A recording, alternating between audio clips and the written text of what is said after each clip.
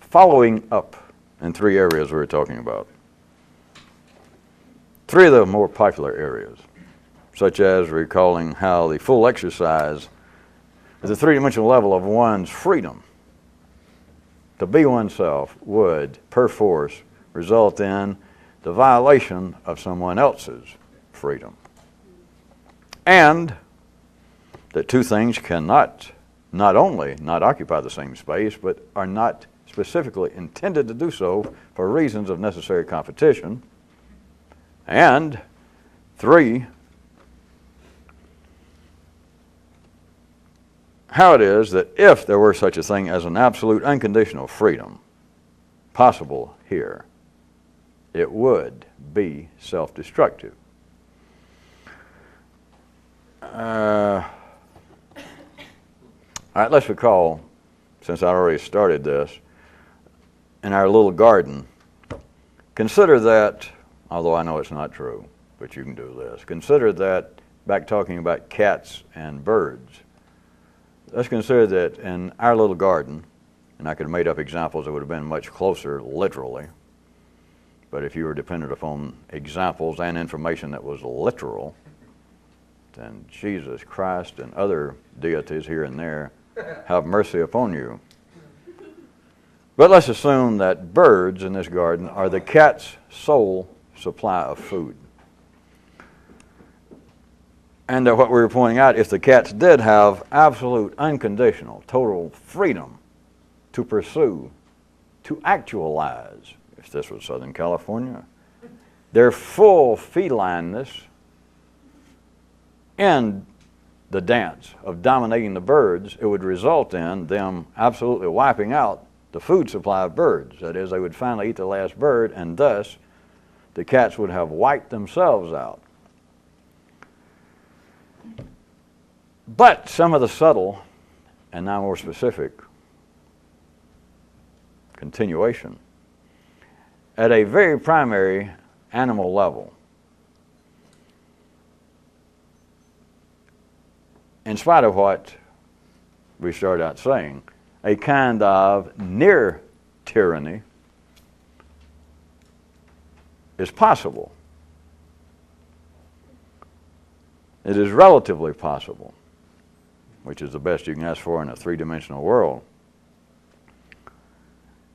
And by near tyranny, what we're talking about, if we're considering a very dominant and almost unopposed, unconditional force in our garden, in our world, in our universe that we're speaking of.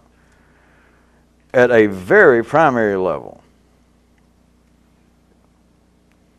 a kind of near tyranny, in spite of what was said, is relatively possible. For instance, you could have a wolf pack, and you could have one male so dominant and all sorts of other things. They've had a bad year of raising pups, but you could have one male so dominant vis-a-vis the few other males hanging around this pack that maybe they were born sickly. But you could have one male so dominant that he would constructively be unopposed, that there is really, even during the mating times, that there is constructively really no competition going on. This can relatively take place, and it does out at the primary level, so that for, say, a generation or so in the animal life, it poses no irreversible, no serious genetic problem. That you can have an isolated, because that's the only way we can speak of it verbally, is isolate this one wolf pack, and you can, in spite of what we started out pointing out and we were talking about last time, almost have an unopposed tyranny. You could almost have this one dominant male exercising his full canine freedom that constructively, for you attorneys and body and fender men that understand that constructively speaking, he has no competition. He is almost the ultimate tyrant for his generation. Now I can go on, and you can figure this out as well as I can, or as well as I can describe it to you. that just over a period of time, a generation in this pack, will present no serious genetic problems. That is, that the ordinary assumed competition that would be going on at the primary level, at the animal level, of the dominant males fighting for the most healthy female so that the future generations would be primo healthy. Now, without that kind of competition, it can go on for a relatively limited period of time, but almost approaching, is why I said near tyranny, but almost approaching that, almost approaching real tyranny. You understand that? Almost, back to another example, that almost within a certain length of time, within a certain isolated example, that the cats could eat up all the birds and it not really affect the cats for a while, which of course is literally impossible. But it's almost. But, even though that's a fact, even though that can happen out in the world, and it does at the primary level, with no lasting genetic consequences, no adverse effects, wherein a generation or so, within a limited, isolated, at least verbally, an isolated instance, there is not that normal competition, that the genetic patterns in that area will not suffer irreversible damage. Yeah. But now we go into, not the Holland Tunnel, the secondary world of man. The secondary domain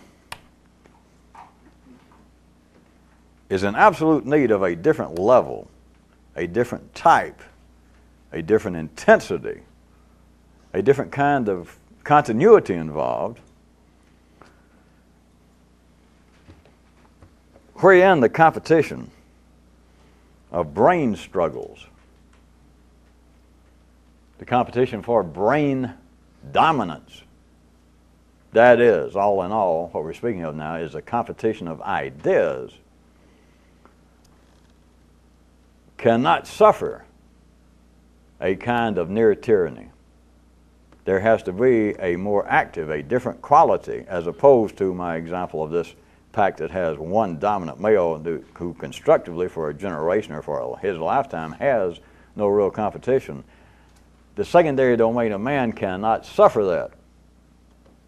The competition of ideas to keep the intellectual world growing, the secondary world, must be, that's why I gave you a range, it must be of a different intensity, a different quality, a different quantity even.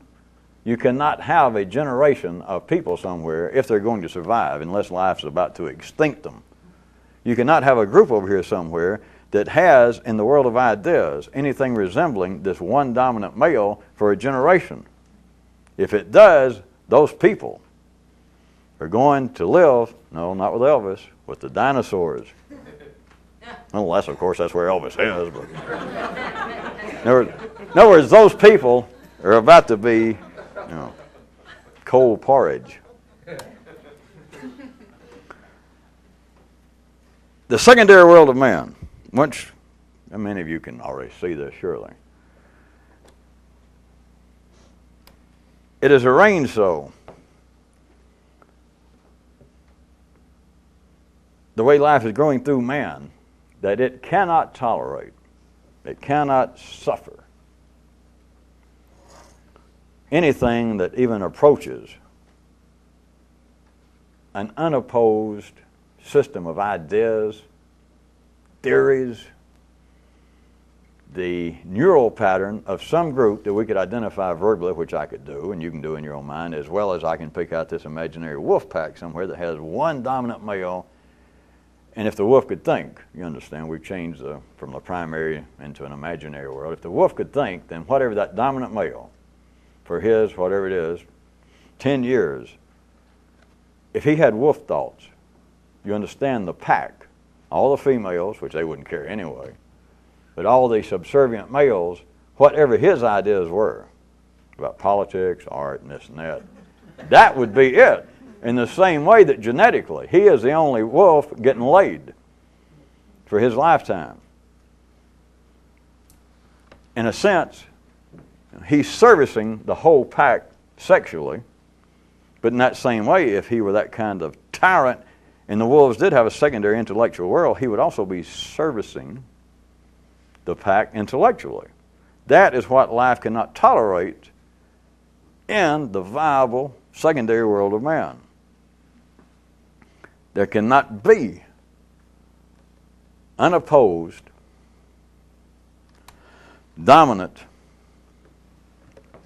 ideas, forms, systems, paradigms, theories, religions, cults, and yet, as always, with life's beautiful, and may I say, instinctive good taste, behind all such systems, behind the actual thinking apparatus of ordinary man, amongst other questions I could ask and answer in my own way, I could say, what is part of the basis, part of the functional operations of this radio when you turn it on? When you turn on any radio, if everything's operating, at least it has a little light somewhere. And no matter what station you're going to turn on, no matter what happens, at least it's got this little light on. All right, call that, or if you want it this way, if it's operating, it has power running through it, energy. That is the basis. No matter what station, you're going to turn on a country station, somebody's going to turn on a urban contemporary, somebody's going to turn on a classical station. But no matter what they do, all of them's got this little green light in the radio. In that same way, I can ask a question. No matter what you're going to think, what does all of the thinking apparatus of man have in common? Is that confusing enough? Here is the answer for tonight, or for this second. One of them is that the whole purpose of the thinking is to come to the truth. And the very definition of the truth. I don't know whose dictionary I am quoting, but the definition of the truth, you understand, is the truth. In other words, it's unopposed. That if we can just finally get to it, beyond some meaningless level, like 2 and 2 is 4, but if we get some other level, like socialism is it, Greek Orthodoxy for everybody, send me the bill, set them up, that everything in the human nervous system says, whether it would be those 2 examples or not, you can make up your own because the world is full of them.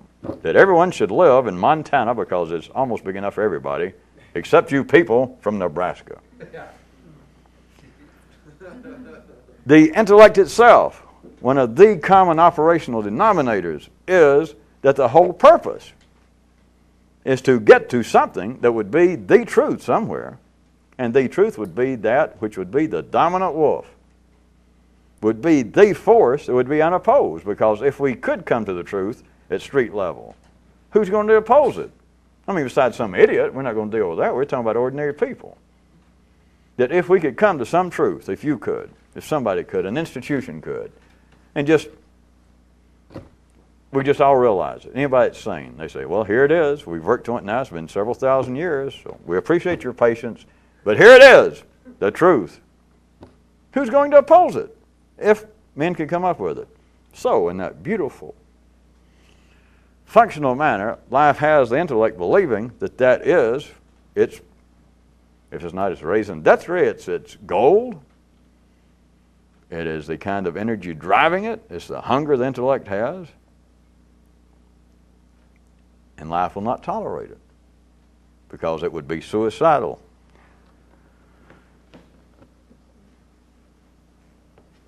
You could note, besides other attempted explanations of it, again, we're talking about just the middle of the bell curve, the middle class of life's growth through sane, ordinary, square, unhip, everyday, this and that, human beings, that amongst those crowds is an inherent, continuing fear, disgust for fanatics. Which would anyone like to have a new definition of fanatic, or could you do it already after this 20 minutes? A fanatic is someone whose neural system has almost approached the level that he had some ideas somewhere, some cats, and they just about ate all the birds. that a fanatic, it's like the intellect almost having near tyrannical, near absolute tyranny of one idea or one system of ideas, one theory that has reached the point of constructively of almost being the sole dominant wolf in the pack. That is a fanatic. That is one way to look at it. And now, other than a fanatic, if he's enough to even make it the history books, of course, he has a pack that some people are involved at the time that historically, then they look back over their shoulder later and somebody says, boy, you people are idiots. And they go, ooh, God, we were. Or else we go, shame, shame. They go, but a good dominant wolf for a limited time would be an anomaly, but a real fanatic would also be a kind of passing anomaly, although they pop up in history. And they do have a pack at the time. But notice that across the board, the general attitude of history of decent people is always that fanatics not only are fearful that just everybody that's not part of the pack that might be caught up with that dominant wolf at one time, everybody outside, they know something is terribly wrong. Now, it doesn't matter what it is. The fanatics pop up, and one time they're talking about nationalism here and there, or some religious fanaticism, or whatever it is. That changes the dressing, but the fanaticism does not change. And the fanaticism is that you've got one guy somewhere that in his inner wolf pack, in his inner garden, he almost has an idea or a set of ideas that reach the near critical state of absolute freedom, absolute power, absolute dominance over everything else. Not only does it fear those outside his potential pack, or her, if that ever occurs, but if he does have a pack there, the pack, within a lifetime, within a kind of generation, is very often pulled right to it. Because that's the whole purpose of a pack, is for somebody to dominate. You cannot dance without somebody leading. But notice back, that's not the point. Notice back that the general level of human intelligence is just a very instinctive fear, dislike, disgust, distrust of a fanatic. Even if what it started out sounding, if the fanaticism of somebody, let's say, was in religion, and let's say that you're an atheist, and here he is, this guy's attacking some religion, and you could care less, specifically about the religion, and yet you know something is wrong. That is, life cannot tolerate over a long period of time, over a wide area, cannot tolerate in the secondary world of man anything resembling that kind of ephemeral tolerance of a sole dominant wolf in a pack at a primary level. It cannot tolerate the same thing in the secondary world of man. You cannot have one idea, one wolf, a band of cats. You cannot have an idea, a system of ideas, a philosophy, economic system that is so dominant that it becomes constructively unopposed. If it happens, it is short-lived. And it's going down in flames in the same way that the cats would have killed themselves if indeed they could finally dance all the birds backwards to the point that all the birds went, and the cats went, aha, we have prevailed. Until they realize, good God, what are we going to eat now?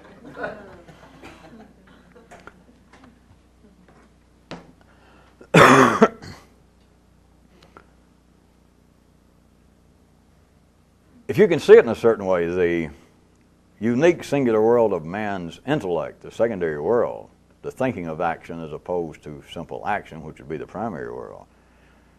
The secondary world is as much and perhaps even more dependent upon competition than would be these Darwinian wolves.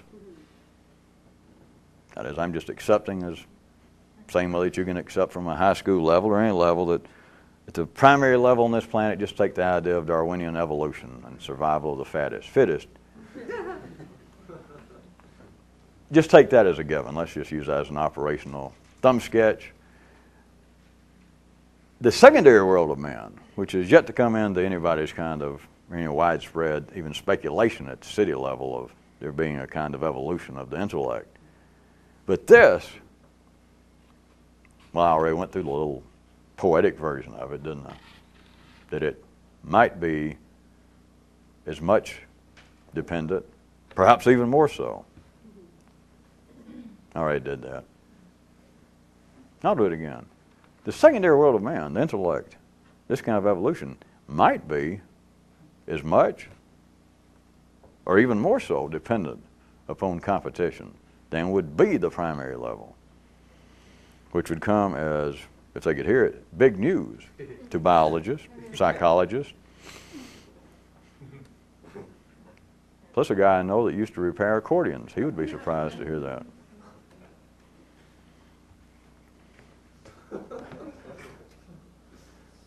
Speaking of fanatics for a second, and the kinds of tyrannies that would apparently be out here, not in wolf packs, but in human packs. Throughout history, maybe some of you have read it and you just didn't pay any particular attention. When there are eras, which they're always going on, to varying degrees, and I don't guess anyone probably alive hearing this now has ever been directly affected or inside of that kind of condition, unless some of you hung around Senior Castro longer than I knew about. But at any rate, you probably hadn't been directly involved with it. But even within your lifetimes, or almost your parents' lifetime, there have been people, and thousands of years ago, writing about these kind of tyrannical situations, which we've already mentioned before. All you got to do is look around right now. At any country, any area wherein you've got a one-man, they normally refer to as a one-man dictatorship. You do know, it's just, nobody can deny it. You do know that there's no art coming out of there. There's no music. I mean, the closest thing that's going to come out of art, I mean, there'll be some paintings come out, but they're going to be what? Well, the great leader posed this way. And then if you get tired of that, somebody else got him posed this way. Then you got him posed with his hand in his shirt, and his hand on his head, and then looking off. But there is the creativity, just at the ordinary level. I don't mean anything metaphysical. Just the ordinary creative juices, the kinds of things that makes a society alive. You know are not there. And I was just reminded that there have been even people, and I don't mean that they were in some way of a greater vision than the ordinary people there, but have even pointed out under those conditions, not only is the human spirit, and I'm just using their kind of terms, and I was going to let you see the more complex significance, what this is an aftershock of, but they point out such things as not only is the human spirit, I'm using their kind of terms, get crushed in the arts and literature and the intellect. But there's been just ordinary people even pointed out that under those conditions, when it goes on too long, that it begins to apparently affect nature in that area. That the crops start beginning to diminish. That they plant the same way and the trees begin to die. And all sorts of things. Is that spooky enough? And I'm talking about just ordinary people said that. You get into the secondary world of man, and you start approaching an area of near tyranny. As I said, if it reaches actual tyranny, that critical state, then the cats have eaten all the birds, and it simply collapses on itself. The cats would disappear. The birds are gone, and you'd turn your head for a second, to check the time. You look back, the cats are gone. Now that's happened this last year in one sense in the external world in Eastern Europe. But it's happening all the time. But instead of just waiting and trying to see that from a political, tangible, it happens here first. This is simply a reflection. The secondary world of man, which is a place that life is specifically growing, through which it is growing, cannot tolerate anything approaching near tyranny, anything approaching an almost unopposed force, and yet everything in here tells even the most intelligent in the city that that's not true. If anything, you couldn't be more wrong because that's the quest upon which we are. What a sentence. That's what this is all about. How about that? All right. But they don't understand. They're not hearing. What you're saying is, if we can finally get to the point to eat all of those dastardly, ill-informed birds, then truth, justice, goodness, decency, the Yugoslavian way of life will prevail. Except you look around and there's nobody left to eat. The food supply is gone, except now we're talking about this.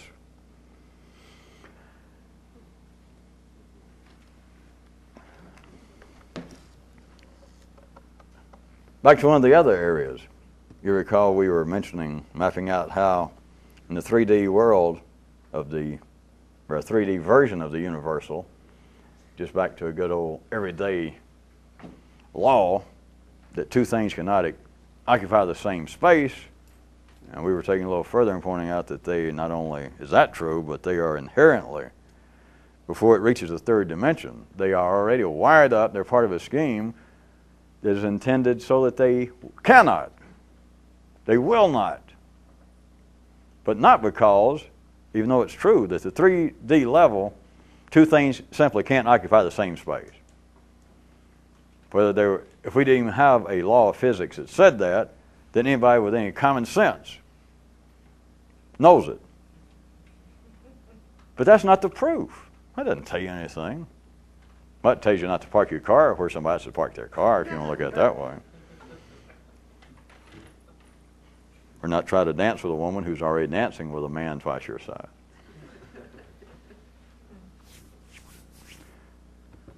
But there is a built-in at a, let us say, back at the home office level, the sixth dimension, that by the time it gets here, things are wired. Things are structured inherently in such a way that things cannot occupy the same space, but for a reason. It's so that they will compete for space.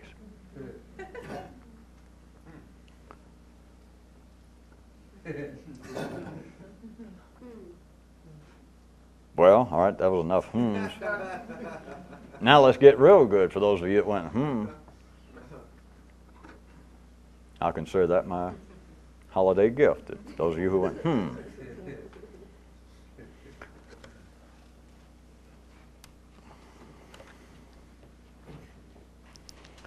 At the primary animal level, there's no problem seeing, in a real sense, not just sex, although I can turn sex into it without any problem. But you're talking about battles at the primary level over space, over the territory of one wolf pack over this other pack. And even within the pack, you're fighting for space that the dominant wolf is trying to mate with the prime female or all the females in the pack, and he is trying to take up the space. That is, I don't know whether wolves use the missionary position, whatever the wolf position. He is literally going to be in that position, and if he sees another male go over there and try to fill that position, this dominant wolf that I've made up would be very inclined to have serious misgivings to the point that this less dominant male would probably abandon his space. Do you follow? But back to a easier level, perhaps, easier picture. You have battles, literally, for space at the primary level of one wolf pack trying to stake out a territory. And animals that do not run in those kind of gregarious groups, they do it individually. So you have literally, and you do with humans at that level, you have them competing for literal space and territory. All the way from that to the kind of struggles that would be, without any doubt, singular to the world of man, and that would be not fighting over territory, but the fighting for the supremacy and the dominance of ideas, a political system, a religious system, an economic system.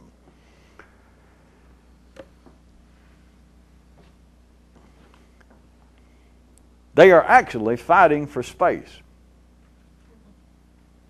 Now don't jump too soon. I don't mean that two opposing forces, that the fascists against the communists somewhere, and they're fighting over an area of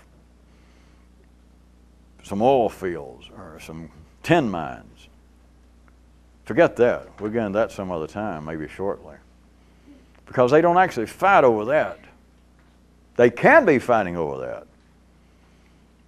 They could be, if it was actually a primary level dependency that we have got to have that to live. But then you're talking about that which is not far removed from the wolf pack. But we're talking about that the communist over here, the X government against the Y government. The X government says we're going to take that, but for a very good reason. I mean, not only do we need it, We deserve it because this system, these ideas are correct and yours are not. Therefore, you don't deserve crap.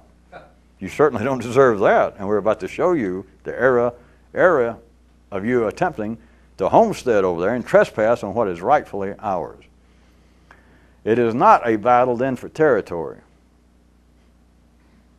Not really. That is not the basis of it. And yet, here comes the good part. For those of you, a few minutes ago, do you want to take it back? Are you sorry you did it? You can see in a sense that all of this is competition for space even in the world of ideas. But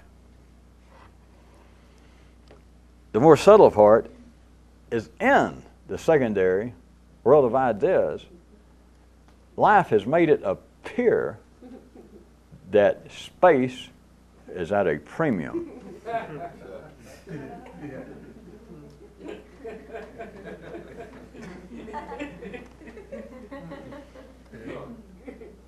Now, if we jump back right quick into the primary world of the wolf packs and etc., then without any doubt, it may be that there are limited resources, limited space that provide the nourishment, the shelter. And so, there is no doubt, at that level, we could say that at times, in very specific instances, without any doubt, that space is at a premium. That this wolf pack has this area to eat off of, this cat pack, if cats ran in packs, how these birds to eat off of, but here come a bunch of raccoons, and they're going to be after these birds. And there's only a limited amount of resources here. And that, at that level, there's no doubt that space continually can be at a premium. But notice, life has made man, without any analyzation, except an unstated reality that intellectually, non-physically, that space is at a premium. There is no physical reason that competing ideas, any amount of ideas, would ever run out of space. It's simply foolish, if you're going to put it that way, which I just did. There is no limitation of space for ideas. Not in the same way that you have got to fight over the space here in the garden to feed off the cats, or to pick the tubers over here off the tuber trees. And you've got to fight some other group, whoever's desperate and dumb enough to believe in tuber trees. But there is no physical limitation, there is no spatial limitation to ideas. Surely I don't have to repeat that again. And ordinary people would agree to that, unless they realize I was about to lead them down that old path, because they go, well, hell, I knew that, because that's one of the glories of man's mind. I can imagine anything. I can imagine my ordinary thoughts, which are the right ones, my opinions, and I can even, just as a lark, tweet. I can read somebody else's opinion. I can read a part of a book until I get boring, and I can even try and consider the other guy's point of view. I mean, just as a little sparrow, a lark, just for a second, I'll do that. And I can imagine all kinds of things. I can imagine what it is to be dead. I can imagine what it is to be intelligent. I mean, handsome. I mean, further along in my career, the human mind is just, infinite. All right? Then I could say, well, why is it that men believe that space is at a premium in the world of ideas? And they might say, well, exactly what do you mean? All right? Why is it that competing ideas insist that their competition simply cannot exist? There you have fascists and communists next door to each other. You have Jews and Muslims, Protestants and Catholics, whoever. Azerbaijanians and Armenians. And it's not just, don't get confused, it's not just that there's some racial difference or they look different, Because then you start talking about you're getting back to the primary level. That's not why they're at warfare. That's why they're not saying, well, these people can't exist over here because they're a different family. They're humans. What is it? Well, I'll tell you what it is. I don't mind those people. They look all right. They're shorter than I am or they're taller than I am. But that's not it. Really? What is it? They're a bunch of fascists. We're going to have to do something about it. Now, whether they do or not, but it is the kind of energy, it is the kind of energy that will run the dynamics of a whole group of people, of them preparing for war, rattling their swords, and the other side rattles a little louder, and they go back, they try to regroup. But all of this, we're not talking about physically. It may come out and manifest itself like preparing for war and broadcasting propaganda, but still, what are we talking about? Constructively, what is happening is one group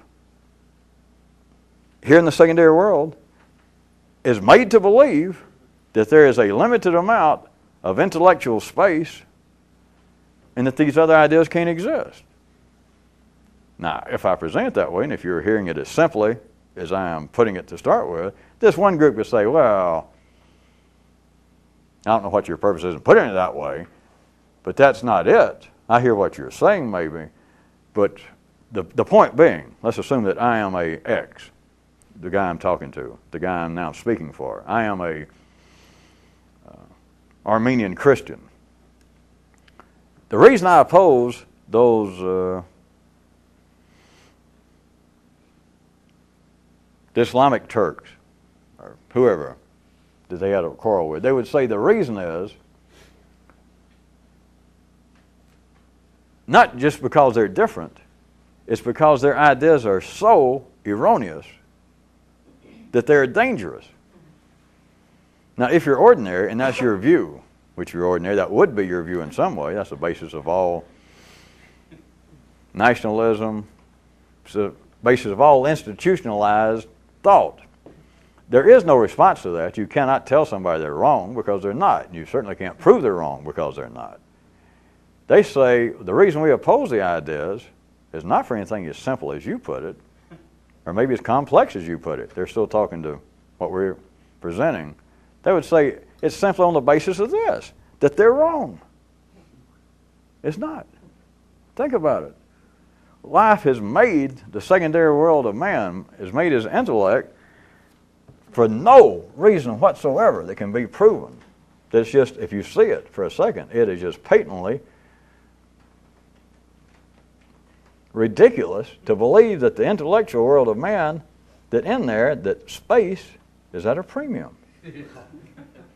And that's exactly what it is there. And they can say, which they would if they followed into this, that no. A Muslim would say, I do not oppose the Hindu beliefs in those people. I don't oppose it just out of hand. It's not just because they're different. I oppose it because it's wrong. It's my duty as a follower of whoever, Marx, Buddha, Muhammad, Allah. It is my duty to oppose evil, error. Think about it. If we were back to the primary level, well, I don't know if I should even have to go any further. It is very subtle, but it is just obvious. There's a fat man at a nudist colony.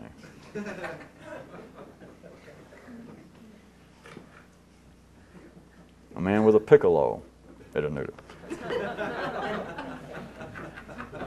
The intellect would say, I oppose these other ideas because they're wrong. But now, I guess I'm going to, since I already started the hand gesture for it. If this were, let's jump back to the primary level. It's not a perfect parallel, but it's so damn close that it will take your breath away when you can do it. Wolves, leading their canine life with all their wolf thoughts, all their wolves philosophy, etc. They stumble upon this other herd of badgers. And let's assume that they have completely different interest in life. which maybe I didn't pick the best example in the world. The wolves come up against a band out there in the woods of Lutherans.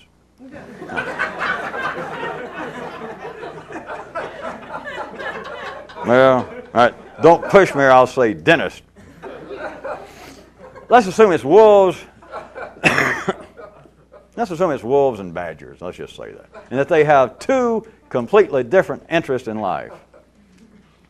But now at the primary level, let's assume that their food supply in no way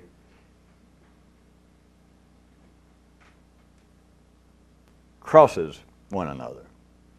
Let's just assume that. That's why I said I didn't pick the best example, because I'm sure somewhere they eat the same thing, so don't worry. Somewhere along. But let's assume that wolves, everything they need to eat, holds no interest to the badgers and vice versa. But now let's assume, right quick, that beyond the primary, that they did have some kind of wolf and badger philosophy. Now listen, this can't be proven, but some of you have got to be able to hear this. What the hell would they care? And I don't mean theoretically. There would be no, if you can see it, no rational, no reasonable, no biological, no zoological, no physiological, no psychological, no political reason. If they're not eating the same thing, and now instead of food, ideas, if they're not eating the same thing, what the hell would they care? And if you get to the primary level, of course, you know this out in the world of animals, the primary silent, non-neural world of animals, those that do not overlap in the great dance of dinners and diners. You've seen enough National Geographic. You don't have to go to New Jersey or Africa to see it. You can be down there, they'll show a water hole, and there'll be all kinds of weird animals together. I say weird, you look down there, there's some hippos, and there's some rhinos, and there's some wildebeestes, and there's some dentists. And as long as none of them feed off each other, there they are. And if you'll notice, you can see it. It's that they walk right past each other, and they do not notice. That's what it amounts to. And there's little birds running around underneath their feet. And elephants come through. And you'd think, boy, wait till that elephant sees that hippo, he's going to tell him, get the hell out of the way. And if you notice, literally, as far as you can see from an intellectual view, they treat each other. Not specifically. Of course, it's just instinctive as other things that we don't mention specifically. But they treat each other as they do not exist. Elephants do not step on birds. They don't kick birds as they get out of the way. Elephants don't get over in front of hippos and knock them. They are not in competition. The ones you see there at the water, they're not in competition. Space is not at a premium when there is no competition. Here,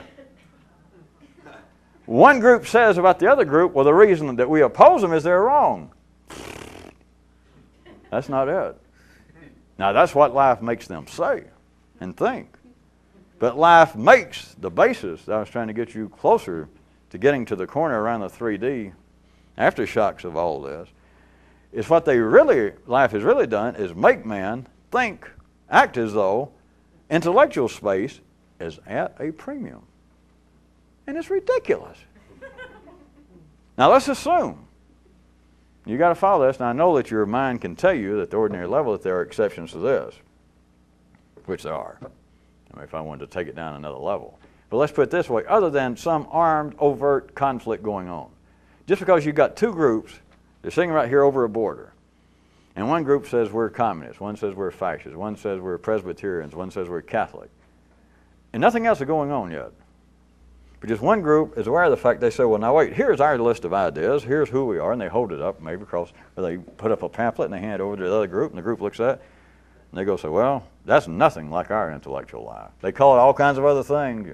Our political philosophy does not coincide with that, or that is not the prevailing economic paradigms and programs that we have. But what they're saying is, no, that's not the way we think. What happens? They immediately feel as they're supposed to. We're not only in competition here, there is now distinct opposition. We sort of suspected it maybe. But here, what do you think of our thoughts, our intellectual world? Maybe the other group says, well, while we're looking at this, here's ours. You're so nice, we did ours. And they both look. They all go off and they huddle and they show it around because this is the way life's supposed to be. They know we got problems. What problems? The other group, part of this across here, part of their list of ideas was not, one of our ideas is to kill all of you people and make shoes out of you. To chop you all up and feed them to our hogs. It doesn't say that. It's got these ideas it has. This ideas about religion, philosophy, social structures. Just ideas. Let's assume that thus far. That one group's ideas, their pamphlet, shows nothing. No insinuation whatsoever that we have any ideas of aggression toward you people. That it's simply a stating of what we think and the thoughts that seem to structure and back up our city. And one group reads it, another group reads theirs, and they immediately feel that we are in a precarious, we're in a dangerous situation, and what they're saying without knowing it, what life is doing, is that there is a premium in the same way that one wolf pack is now confronted with another wolf pack, and there's only so much food here. Let's say they're living on an island, if I have to make it out here in the middle of some lake, and there's only so much food, and they find them both there, and each group realizes if we do not get rid of that other group, they're going to at least eat half of what's here. They might even get stronger than we are. You understand the problem. It would be then, really, dog eat dog. That space is not a question, it's not a theory that space is at a premium. That is food, territory, but food, which is space at that level. It's not in question, it's at a premium, and one group would probably try and wipe the other one out. That's the way it works at the Darwinian wolf level. But now back, the one group in the secondary world has not made any overt action, made no threat. They simply listed, the wolves did, what it is to be a wolf. And the badgers listed what it is to be a badger. And they swapped. And they were both just friendly and they were standing around. But they both went back and they looked at it. And they go, we got trouble. What trouble? And they would say, they'd say, well, wait, I know how this happens. The badgers would say, we've read our badger history.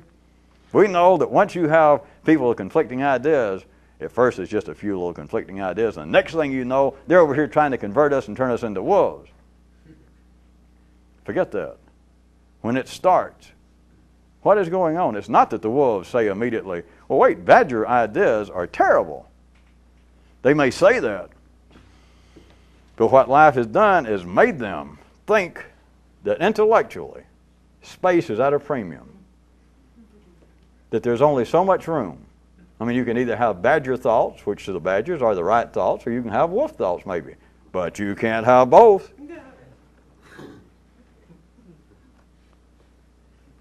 How can that pass for thinking? I mean, if you can do that to yourself just for a second, if you can just do it for a second, then maybe later it'll come back to you. Of course, don't any of you now take any of this real individually, personally, like inside of your own brain. But how is it that, wait a minute, we cannot have two ideas, two philosophies? Of course, one more time, I point out the intellect wants to carry it further. And so it's not just philosophies you're talking about. You're talking about a way of life. You're talking about a lifestyle. It's not just the badgers have badger philosophies. The badgers live a different kind of life, and it will ultimately, you mark my words, it will ultimately come into direct conflict with the wolves, and then, boy, it's going to be trouble. They'll be drafting the young badgers, and the wolves will be all armed to the teeth. That may be. That's always going on. But notice where it starts. Try and see what the energy basis of it is. It is based upon, from a quite serious, more complex view, one of the most fallacious, silly, ridiculous ideas that intellectually space is at a premium. If you want to look at, if you need to again, about the numerous ways that we've mentioned how life has its own, you can either look at it as life has its own little private laughs, or life runs this continual little test to make sure everything's stable and going on, or as some of you smartasses want to put it, to make sure that, to keep checking how dumb people are. It's to check, do they still believe that intellectually space is at a premium? And the most enlightened, the most sophisticated, the most educated of people go, huh, I never thought about it that way. Let me write that down so I can use that some other time. Yes, that is true. And it's true on the basis that we do not have the intellectual space for erroneous, false ideas. And of course, the obvious, the three-dimensional opposite, the polarization opposite, is just glaring them right in the face. Well, if there's not room for it, how do you account for the fact that it's fucking there? Yeah, but we're going to do something about it. All right, how about the generation before you? Well, they just didn't know how to do it. Well, how about the generation before them? Well, they didn't know how to do it. Well, wait a minute. Well, how about the generation before you over here on this other place? Well, I don't know so much about that. I don't. No, it's just obvious. There is room for everybody. And yet the intellect, to grow in a certain way, to flourish in a certain way, to compete in a certain way, operates without any analyzation, without any thinking about it. It can't even think about it. If it was forced to, it would do what I've already done for it. It would say, well, the reason we oppose it is not because we think that there's not room for it, whatever the hell that means. We oppose it because it's wrong, it's dangerous. They oppose it on the basis that life makes people believe that intellectually space is at a premium. That we cannot have communists over here. Forget any overt action. We cannot have communist ideas over here and socialist ideas or capitalist ideas. We cannot have Hindu ideas and Buddhist ideas. We cannot have Marxist philosophies living next door to capitalists. We cannot have, skip all that minor stuff, we can't have me, Guido, we cannot have Guido ideas next door to those opposing and highly dangerous Giuseppe ideas. Or if you're really good, and you're really a good old sorehead, you can't have my ideas opposed to everybody's ideas. That's another variation of I plus not I. In that case, it's I plus not I equals space being misused. That is, subtract not I, and just leave I to where it's all a Guido garden. And then it'd be I, the equation would just be I equals happiness. I equals the truth. I equals the truth, no longer opposed by the shoddy, childish, wrong ideas of everybody else. Well, how about us? I said everybody. If you're not me, you're at least partially wrong. I couldn't agree more.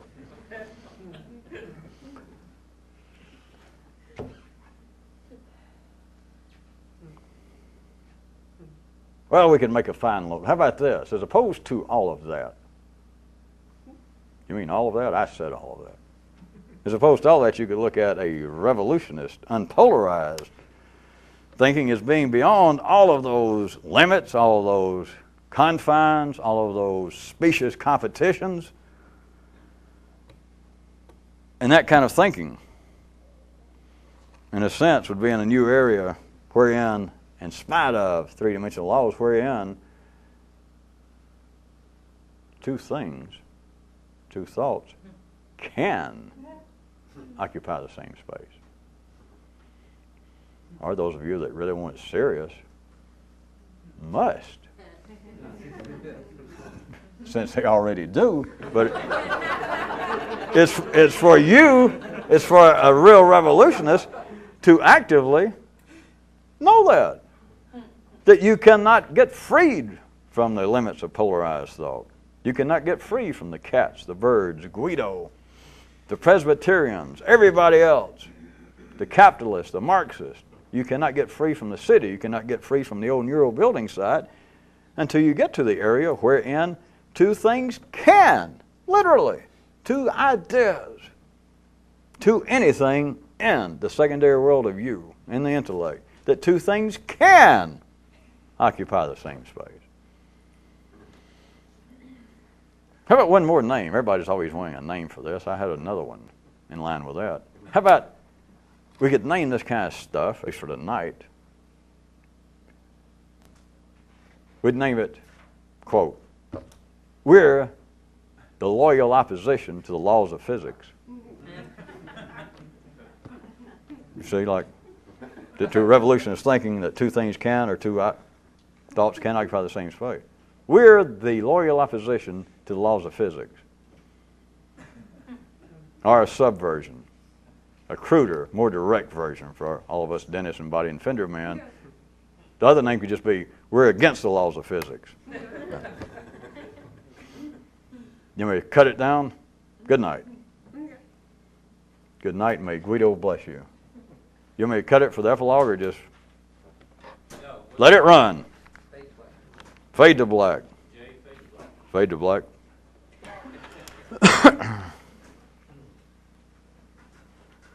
That's what happened to Buddy Holly.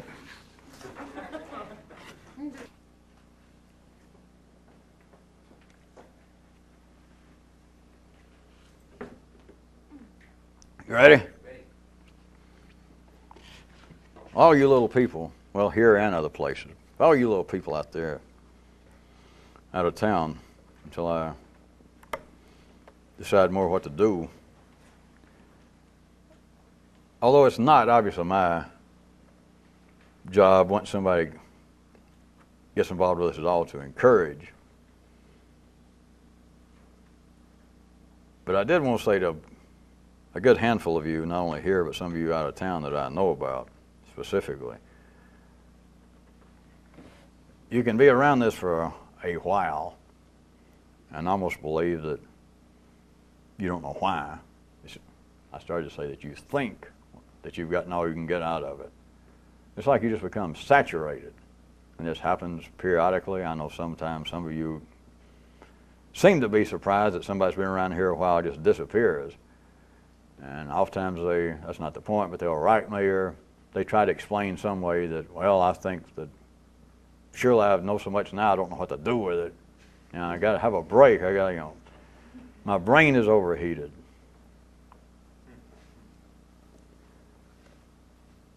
Beyond us staying here and me talking and you listening, there is another.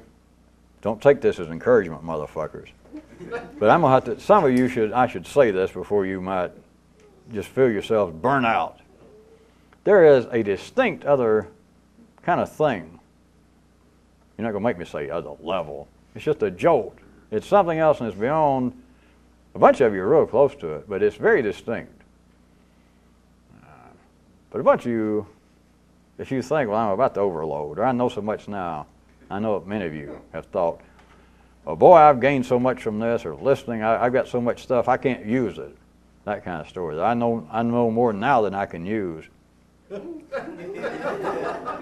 Think about that. Those of you that laughed during the regular tape when I pointed out that for the ordinary intellect to believe that intellectually space is at a premium. How about thinking about, well, I know so much now, which I've heard that many times, and as I said, many of you have already let that run through your system already that, well, maybe I should just take a break from this or retire or do something because, Jesus, I think about so much, I know so much now that you've said that I can't use it. Think about that. I know so much now that I can't use it, and why do I need to know any more? Think about that in case you think life is still not running the test. That test has a name, I just don't normally like to talk about it. I won't tell you the real name. Some of these things I'm not authorized to tell you, but it's one version would be it's the Great Dumbo Test. There is something, and I'm going to get inclined to even give you some kind of verbal little, not that might help a lot. But there is a specific place that a bunch of you are real close to. It's just real specific, and it's not, it has to do with us. Isn't it? But now you should know that, at least I wouldn't admit, I wouldn't put in those kind of terms of any kind of weirdo, hocus pocus. It is